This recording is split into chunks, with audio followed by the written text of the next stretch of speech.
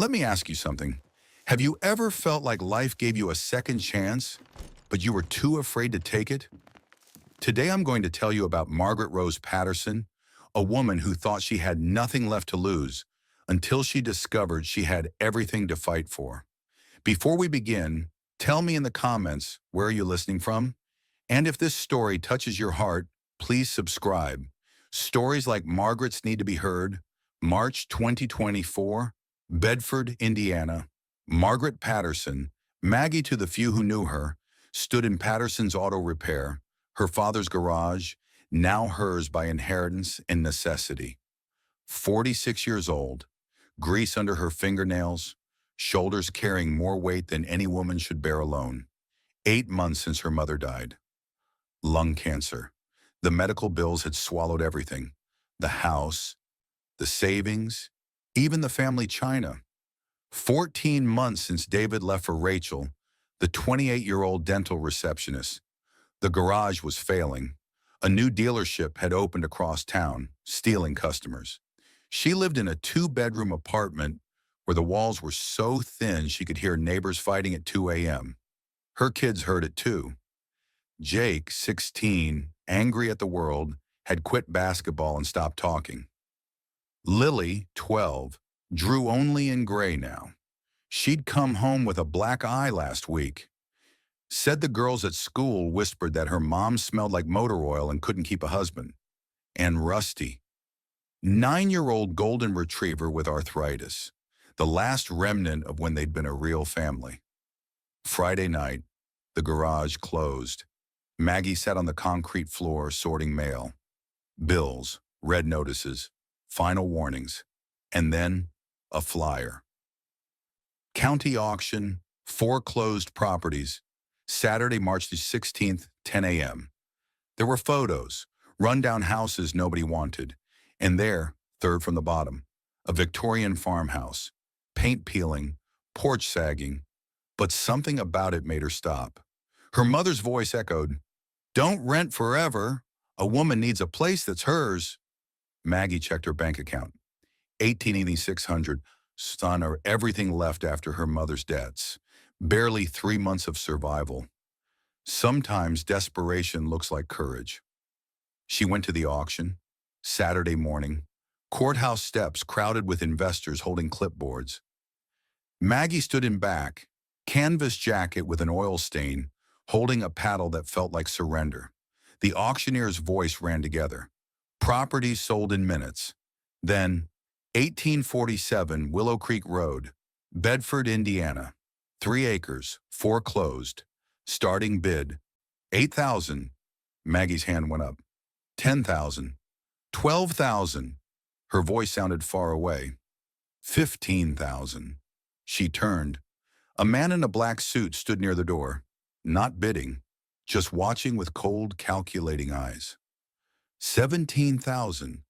A tremor ran through her. Silence stretched. The man nodded once, like a salute or warning, then walked away. Sold. $17,800. The clerk pulled her aside. "Ma'am, that property's been empty since 2008.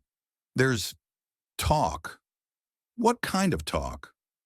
"People say it's not right. There's a reason it stayed empty." Maggie thought of the eviction notice coming next month. "I'm sure." She signed with shaking fingers, wrote a check emptying her account to $800. Monday morning, gray sky, Ford pickup with 120,000 miles, Jake in passenger seat, earbuds in. Lillian back with Rusty in her sketchbook. The house appeared, Victorian, built 1847, blue paint now mostly gray wood, porch tilted right, windows broken, cardboard taped inside, but it stood, stubbornly refusing to collapse after 177 years. The mailbox read, "Whitmore." "This is your plan," Jake's voice cut. "We left an apartment for this? We got kicked out. This is different. This is ours." "It's not my home." He stalked toward the house. Lily whispered, "It looks like my nightmares." But Rusty jumped out and ran straight to the front door. Sat. Waited. Like he'd been here before.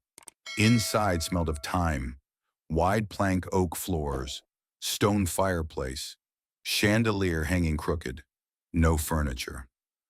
"We'll camp inside," Maggie said. "It'll be an adventure." "I'm 16. I want a normal life."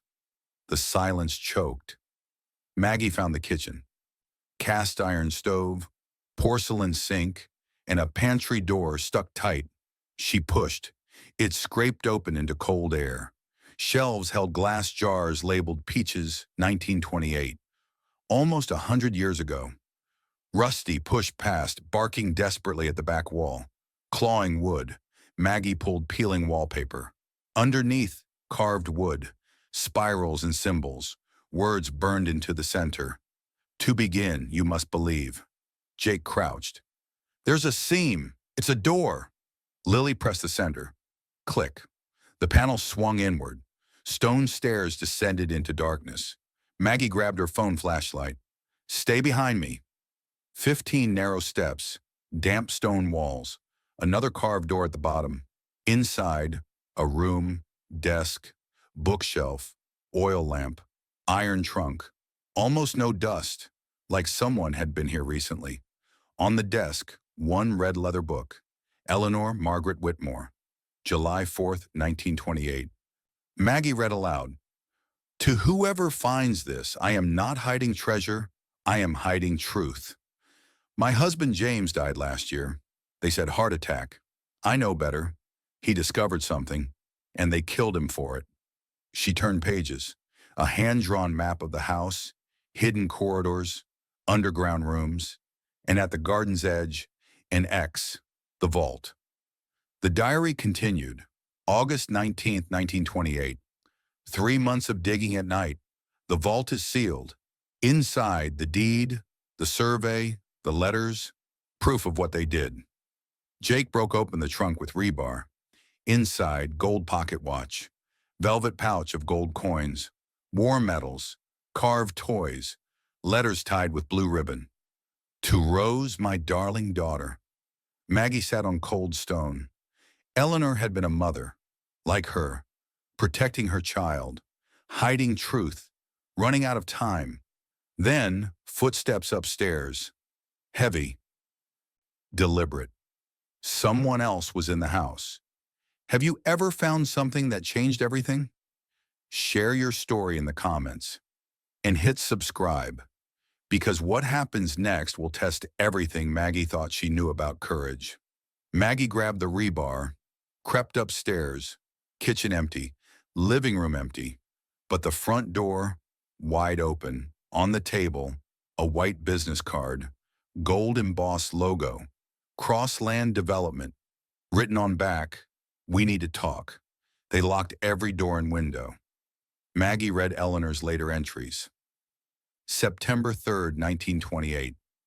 James's partner Richard Cross offered to buy me out. I refused. He said, You're a widow. You can't run a quarry. Be reasonable." I'm done being reasonable. October 29th, 1928. Richard knows I found the documents. He came with 2 men. I sent Rose to my sister in Ohio. The deed is in the vault. Proof this land sits on the richest limestone deposit in 3 counties. Worth millions. Don't trust anyone named Cross. November 1st, 1928. Shaky handwriting. Blood stain at the bottom. "He's coming. I hear." The entry stopped. Jake Googled. Found a newspaper scan. Bedford Courier, November 15th, 1928. Whitmore woman, daughter missing. December 1928. Whitmore property sold at auction. Purchased by Crossland Mining Company for $800. Jake's face went pale. They killed her and took her house. Maggie Googled Crossland Development. Founded 1932 by Richard Cross and Sons. Current CEO, Vincent Cross, the man from the courthouse. "Tomorrow," Maggie said, "we dig." Morning. Cold and gray. Maggie stood on the back porch looking at overgrown garden. She called the kids. "I don't know what we'll find. It might be dangerous.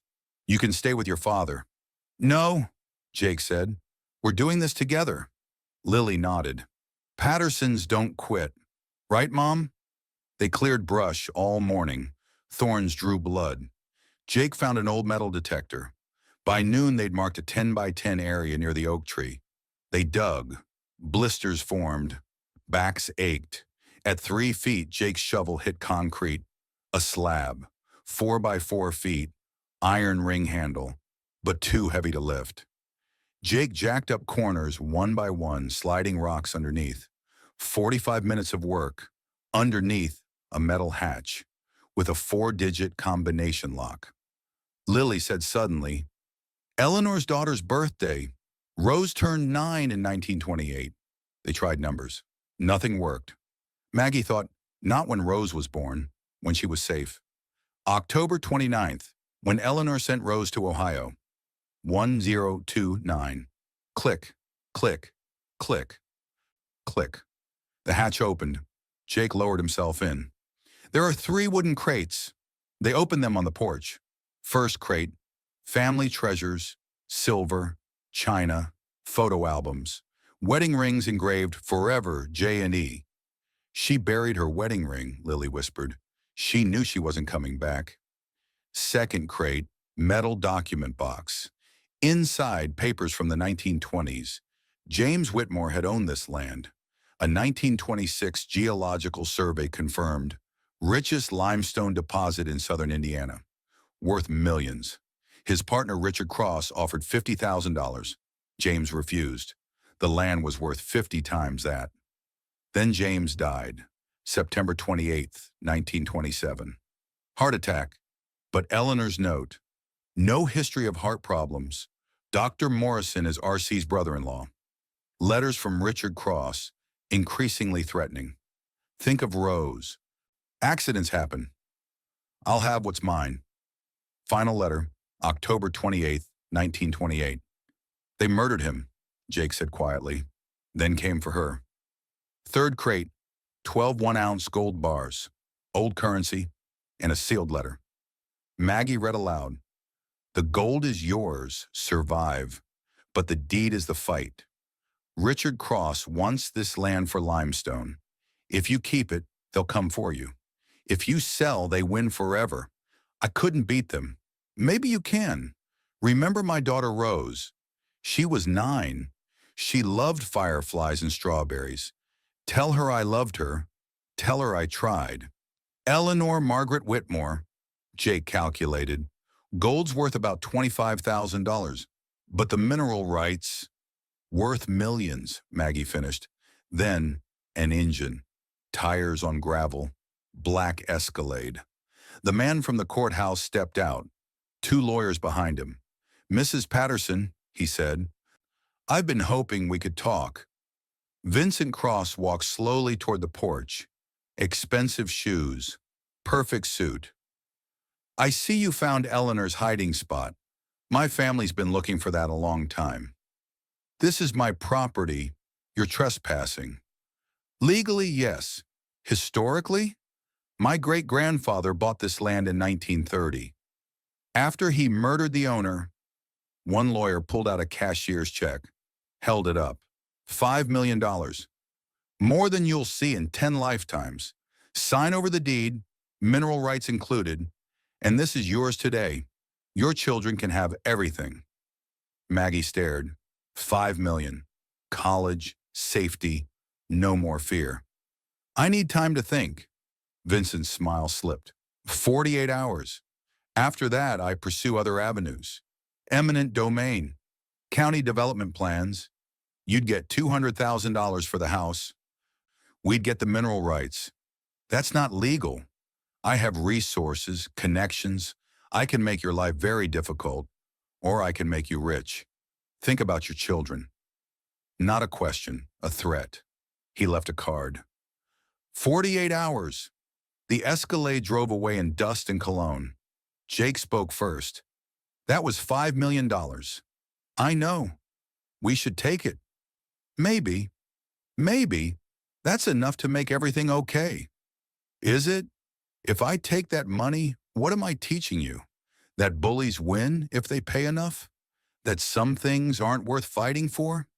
I think surviving is more important than pride. Eleanor tried to survive by fighting. We found her story because she didn't give up. If she'd sold, she'd just be erased. Jake looked away. She was erased anyway. Taking that money won't change. She's been dead 100 years. He was right. Taking the money was the smart choice, the practical choice. But Maggie thought about Eleanor's letter. Maybe you can. Give me tonight. Would you take $5 million? Would you walk away? Or would you fight for something bigger than money? Leave your answer in the comments. Because what Maggie decides next will define not just her life, but what we all believe about courage. Evening. Maggie sat alone on the porch, Rusty's head on her knee, stars appearing one by one. She thought about her whole life, every safe choice, marrying David because he was stable, staying quiet at the garage when men talked over her, always taking the practical path that kept her small and scared. And where had it gotten her? Eleanor had been practical too. She'd known she couldn't win, but she fought anyway, not because she was stupid, because she was brave. Maggie pulled out her phone, read Eleanor's letter again. I couldn't beat them. Maybe you can. I don't know if I can, she whispered, but I'm going to try. Morning. I've decided. We're not selling. Jake's face went still. Mom, I've spent my whole life taking the easy way. I'm 46, divorced, broke, working a job where men laugh at me for being a woman with a wrench. Eleanor was murdered because she wouldn't give up, then erased. I can't bring her back, but I can make people remember she existed, and maybe beat the people who killed her. Or they'll destroy us too. Maybe, but I'd rather lose fighting than win by giving up. Lily spoke softly. What do you need us to do? Maggie made calls. Bedford County Historical Society, Helen Kowalski, 68, retired librarian. The Whitmore case. We've had that unsolved since 1947. This is proof. Helen came that afternoon, looked at everything. We can file for historic landmark status, reopen the investigation. Can you help me keep my house? Helen really looked at her. Woman in worn clothes, rough hands, barely standing house. Yes, I can help. Second call. Bedford Tribune. Amy Chen, 28, journalism school fresh. She came with a camera, interviewed Maggie, then went digging. 3 days later, Richard Cross didn't just go after the Whitmores. 3 other families in the late 20s. All had land disputes, all disappeared. No bodies, no investigations. The pattern is there. Her article ran front page. The Limestone Murders, one family's 96-year search for justice. It got picked up by Indianapolis Star, AP, NPR. Within a week, everywhere. Third call, Thomas Brennan, 55, estate lawyer. I'll do this pro bono. My grandmother was friends with Eleanor. Always said something bad happened. He explained strategy. Historic landmark status prevents development. Countersue Cross land for fraud. It's a long shot, but we can make noise. How long? Months, maybe years. Maggie had $800 in a mortgage. But then, Lily drew a graphic novel. The Garden of Truth. Posted online. 500,000 likes in 3 days. Women everywhere seeing themselves in Eleanor. In Maggie. Jake started TikTok. Billionaire versus single mom. Videos of their struggle. Millions of views. People sent money. $5, $10, $20. Within 2 weeks, enough for mortgage payments. But Vincent wasn't idle. Week 1, city inspector. Anonymous complaint. Red tagged the house. Uninhabitable. 72 hours to vacate. Thomas filed emergency paperwork, but contractors cost $3,000 from donations. Week 2, waterline cut in the night, clean slice, deliberate sabotage, all on $200 to repair. Week 3, David called. Someone came to my office, said you're endangering the kids. Suggested I file for custody. Are you? No, but maybe they're right. Take the money. I'm teaching them to fight for what's right. You're teaching them to be stubborn. She hung up, hands shaking, but Jake was uploading another video. Comments pouring in. Don't give up. My mom raised me alone too. Teaching my daughter women can fight back. I left my abusive husband because of stories like this. This wasn't just about her anymore. It was about every woman told to be quiet, to be reasonable, to accept less. Walking away would tell them fighting wasn't worth it. She kept going. Week 4, Vincent showed up alone. Honda Accord, man who hadn't slept in days, sat on porch steps without asking. You're destroying my company. Stock down 8%, 3 investors out. My board wants my head. Good. 90 people work for Crossland. 90 families depending on paychecks. You're not hurting me. You're hurting them. Your great-grandfather was a murderer. Maybe, probably. I found documents 5 years ago. But what was I supposed to do? Confess to a 90-year-old crime? Destroy everything? He showed her his phone. Little girl, 6 years old. My daughter Emma, first grade, loves horses. She'll grow up knowing her family name means murder in Bedford. It should. I know, that's why I'm here. To negotiate. What do you want? Really? Not revenge. Acknowledgement. Eleanor's name cleared. Her kids seeing you can fight and win. Public apology. On record. Newspaper. Admitting what Richard Cross did. Real words. Okay. Memorial for Eleanor. With her real story. Okay. Scholarship fund. Eleanor's name. $50,000 a year. Single mothers going back to school. Okay. $2 million, not 5.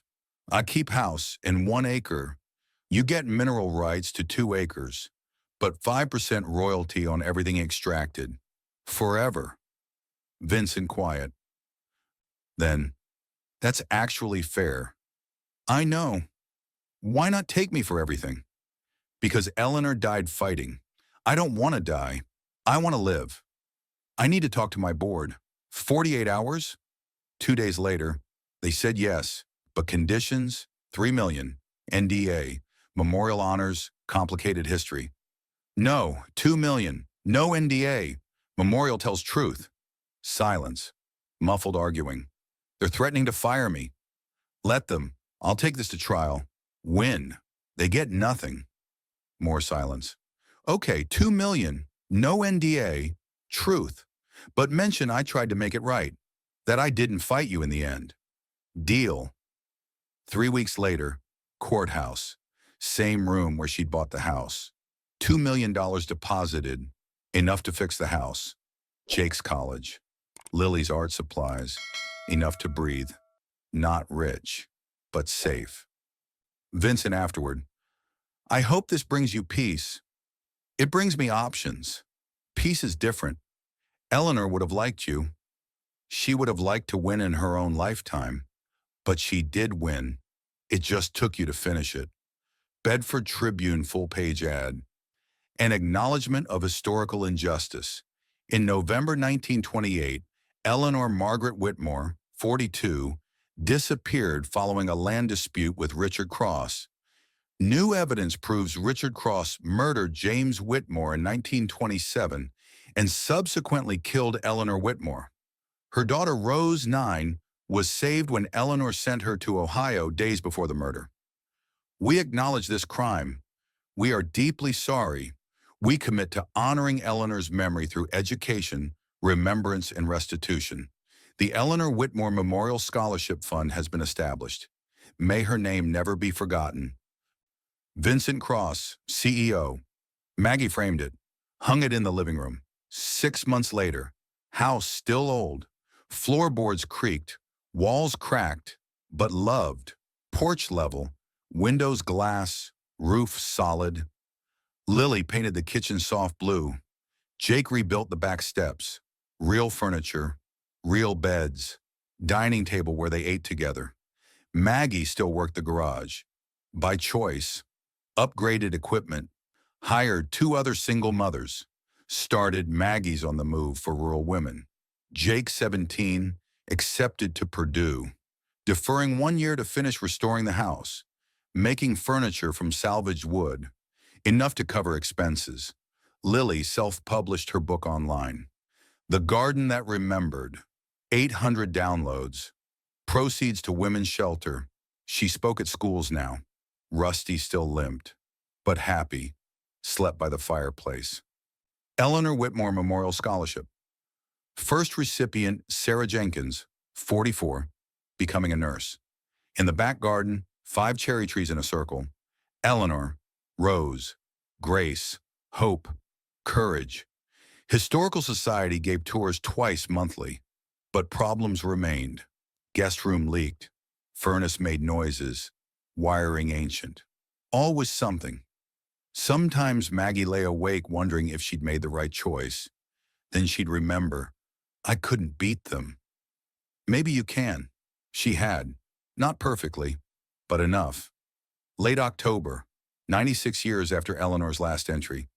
Maggie planting bulbs when a car pulled up. Old Buick. Elderly woman with a cane climbed out. Small, white hair, sharp eyes.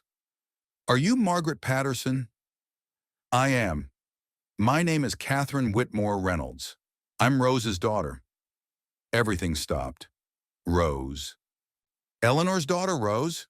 Yes, but she died. The newspaper was wrong. May I come in? They sat on the porch. Tea. Jake and Lily joined. Catherine told a story.